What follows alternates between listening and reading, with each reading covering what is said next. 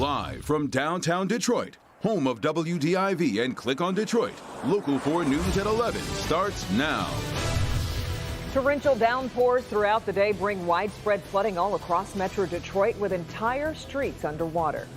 And we're not done yet, with the local forecasters tracking more rain this weekend and a threat for severe weather. Some areas got hit harder than others, but it didn't matter where you lived. Everybody got some rain today, and a lot of it. Yeah, we have team coverage tonight. Our Mara McDonald is live in Oakland County in one of the hardest hit areas. But we begin with Andrew tracking round 2 tomorrow. Andrew. Exactly right. Some of us have seen a lull earlier this evening. That's after flood concerns that ended around 9:30 this evening. But look how much rain has fallen so far. Many communities have seen over an inch. The greatest amounts here in northern Oakland County, parts of St. Clair County, where it was 2 inches or more, close to 4 inches in some isolated spots, but 2 to 3 inches also here in Oakland County, right around Pontiac. And yes, more has developed now, and more is on the way for tomorrow. A couple of lines have just formed here right over downtown Detroit, just downriver in southern Wayne County. And you have this stretch here across portions of Washtenaw County, just south of Ann Arbor, also in the Ypsilanti area, providing heavy amounts of rain to already waterlogged areas. So ponding on roadways possible once again, and rising creeks, rivers, and streams as we go over the next few hours and into tomorrow. And a lot more rain on the way down to our south and west, posing severe threats in parts of Illinois, also in parts of Indiana. We'll talk about the severe threat they may pose here for tomorrow, and the possibility of more wet weather for Sunday in your full weekend forecast coming up. All right, Andrew, that fast falling rain has created real problems in Bloomfield Hills tonight. We're talking stranded cars and roads that are impassable. Our Mara McDonald is live at Long Lake near Woodward Ed. And Mara, police and fire crews have a very busy night in that community. They have been trying to fish people out of the drink all night. Take a look behind me. That's Bloomfield Fire over there in the middle of Long Lake, trying to get in a position where they can reopen the road. It has been closed for hours, and nobody I've talked to can remember ever seeing flooding like this out here, which may explain why so many people thought their cars could get through. I don't know. Oh! Offshoots of the Rouge River typically run under Losser Road. Tonight, they're running fast over the road, and there have been many ill-fated drivers who thought it was going to be a good idea to try and cross it. It's not. Now it's probably 160 feet by 120 feet, and it's breached a couple spots. Chuck Duquette lives along Losser, and his backyard has been swallowed by water. And in 22 years, I've never seen it run this high, and they're calling for 4 more days of this kind of rain, so I don't know what we're going to be seeing. Long Lake and Woodward is another problem spot. Despite police and fire shutting the road down, cars still got stranded.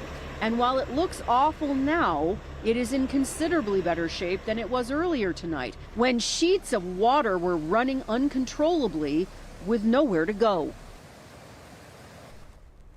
Back here live, Hickory Grove and Woodward, another problem area tonight over there. Most of the water has receded. And a special thanks, Kimberly and Jason, to the guys at the Bloomfield Deli, not only for sharing their video with us, but for giving us a relatively dry place to park tonight. It was kind of dicey out here for a while.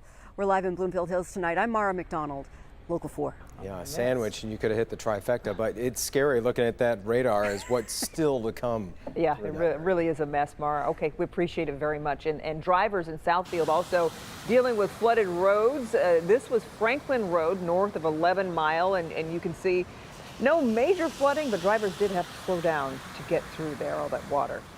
Washtenaw County also hit pretty bad tonight, especially in Ann Arbor. This is some viewer video from U of M's campus, where you can see what it looks like. That's a fire truck trying to get through there. Roads barely passable there on campus. In Wayne County, police had to shut down 6 Mile Road at Northville because of flooding, but not before several cars there got stuck in the floodwaters and needed to be towed. And with a lot more rain coming this weekend, you can track live radar and get alerts sent right to your phone. This is a great time to do this if you haven't. Download the free Local Forecasters app. Just go to your app store and search WDIV. In other news tonight, community activists joining together to combat the recent violence here in Detroit. It comes after 4 children were shot in a span of 5 days. As Larry Spruill reports, the group is planning several peace walks throughout the city. The men had to postpone the walk due to the weather, but they say they are not going to let the storms rain on their message. Take a listen. United, not divided. That's the message among these 4 community activists. However, we are here to love on our brothers, to encourage our brothers, to pray with our brothers, to lift our brothers up, to possibly do some intervention work with our brothers, to offer our brothers another alternative. That's why they're preparing for multiple peace walks across Detroit called Light Up the Nights. We're here to let our young people know that we hear you. We hear your cry. We hear your pain. They say they want to walk in the most dangerous parts of Detroit during the most dangerous times of the day, at night. All of this is because of the most recent violence and shootings of little kids. It's draining. It makes you want to cry. We have to stand up and we have to educate. The most heart-wrenching shooting, someone killed little 2-year-old Bryson Christian while he was riding inside the car with his family on Interstate 75. His older brother was also shot, but he survived. We're asking brothers, do not shoot in houses. Do not shoot at cars, right? Do not do drive-bys. All of those are cowardly acts. That ain't gangster. You a baby killer. These men realize there have been multiple marches, multiple protests, even community roundtables about the violence. But they say their movement is different. Not for show. That's right. This is for mobilization. That's right. This is for connecting community after community and getting folk out in the street.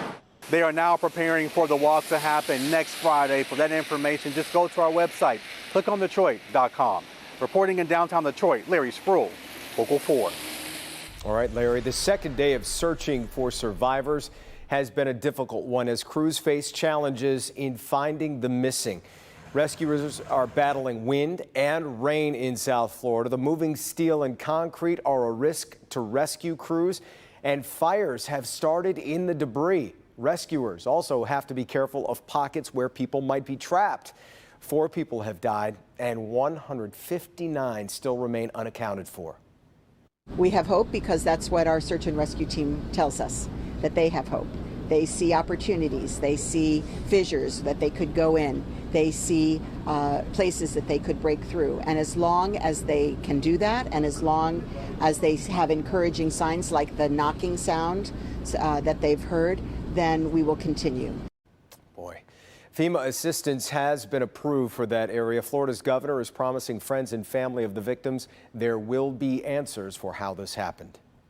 Today, former Minneapolis police officer Derek Chauvin sentenced to 22.5 years in prison for the murder of George Floyd. His sentence coming 396 days since Floyd was killed. In the courtroom, Floyd's family asked the judge for the maximum sentence, while Chauvin broke his year-long silence to speak to them directly. My family and I have been given a life sentence. We would never be able to get George back.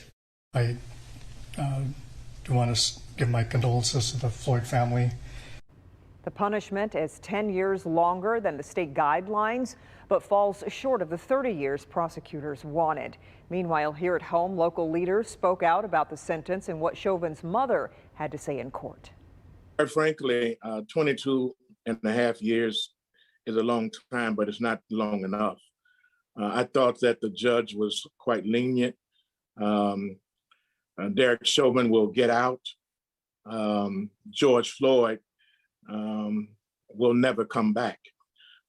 Even in his moment of articulation concerning the heinous crime that he committed, he did not apologize. He did not really express remorse or condolence in a significant way to the family, nor did his mother when she spoke. And we have more reaction from community leaders at clickondetroit.com.